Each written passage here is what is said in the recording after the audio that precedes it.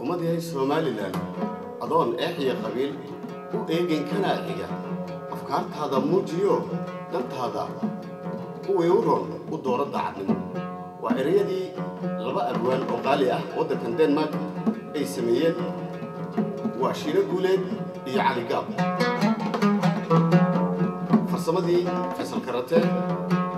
لحنك يعقبه وعبد العزيز جمل وحال كان لفريو صاحبكي محمد عرب واسغا ندر بوغدا iyo jiibta noo qaabsan heestan waxa loogu talagalay maadaama dalkeenu dhibaato ka dhacday